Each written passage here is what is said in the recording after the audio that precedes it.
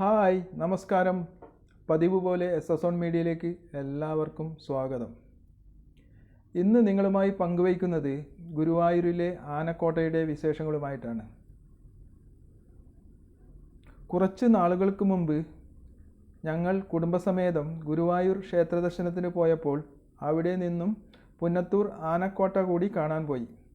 അപ്പോൾ നേരെ ആനക്കോട്ടയിലെ കാഴ്ചകളിലേക്ക് പോകാം നമുക്ക്.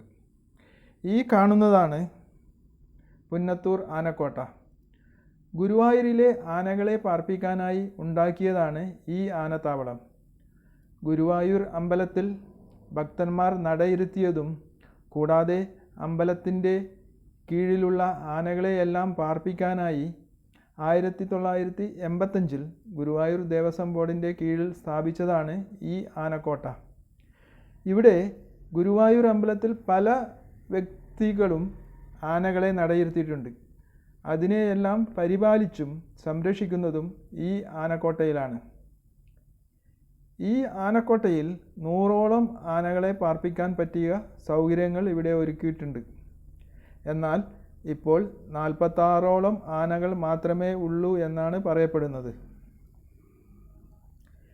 എല്ലാ ആനകൾക്കും പ്രത്യേകം പേരുകൾ നൽകിയിട്ടുണ്ട്. ഇവിടെയുള്ള ആനകളെയെല്ലാം പരിപാലിക്കാൻ പ്രത്യേകം പാപ്പാന്മാരെയും ഇതിൻ്റെ നടത്തിപ്പിനായി അഡ്മിനിസ്ട്രേഷൻ ഉദ്യോഗസ്ഥന്മാരെയും ബോർഡിൻ്റെ കീഴിൽ നിയമിച്ചിട്ടുണ്ട്. കേരളത്തിലെ ഏറ്റവും വലിയ ആനക്കോട്ടയാണ് ഈ പുന്നത്തൂർ ആനക്കോട്ട. ആനകളെ കാണാൻ വരുന്ന സന്ദർശകർക്ക് രാവിലെ 9 മണി മുതൽ വൈകുന്നേരം 5 മണി വരെയാണ് സന്ദർശന സമയം അനുവദിച്ചിരിക്കുന്നത്. വരുന്ന ആൾക്കാരുടെ വാഹനങ്ങൾക്ക് പാർക്കിംഗ് സൗകര്യവും ഇവിടെ ഏർപ്പെടുത്തിയിട്ടുണ്ട്. അതിന് 30 രൂപയാണ് പാർക്കിംഗ് ഫീ കൊടുക്കേണ്ടത്. കൂടാതെ അകത്ത് പ്രവേശിക്കുന്നതിന് ഒരാൾക്ക് എൻട്രി ഫീസായി 20 രൂപയാണ് ടിക്കറ്റ് നിരക്ക് കൊടുക്കേണ്ടത്. അതുകൂടാതെ ഫോട്ടോഗ്രാഫിക്ക് പ്രത്യേക ഫീസ് കൊടുക്കണം.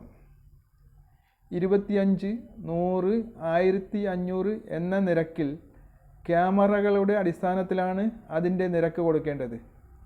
പിന്നെ ആനപ്രേമികൾക്ക് വേണമെങ്കിൽ ആനയൂട്ടിനായി സൗകര്യങ്ങൾ ഒരുക്കിയിട്ടുണ്ട്. അതിന് 12,000 രൂപയാണ് നിരക്ക്. കൂടാതെ ഗജക്ഷേമ നിധിയിലേക്ക് നമുക്ക് ഇഷ്ടമുള്ള തുക സംഭാവനയായി നൽകാവുന്നതാണ്. അതിനായി അവിടെയുള്ള ഓഫീസുമായി ബന്ധപ്പെടാവുന്നതാണ്. എത്ര കണ്ടാലും മതിവരാത്ത ഈ ഗജരാജന്മാരുടെ കാഴ്ച ഇവിടെ അവസാനിക്കുന്നില്ല. എല്ലാ ആനപ്രേമികൾക്കും പ്രേക്ഷകർക്കും ഒരിക്കൽ കൂടി SSON മീഡിയയുടെ നന്ദി, നമസ്കാരം.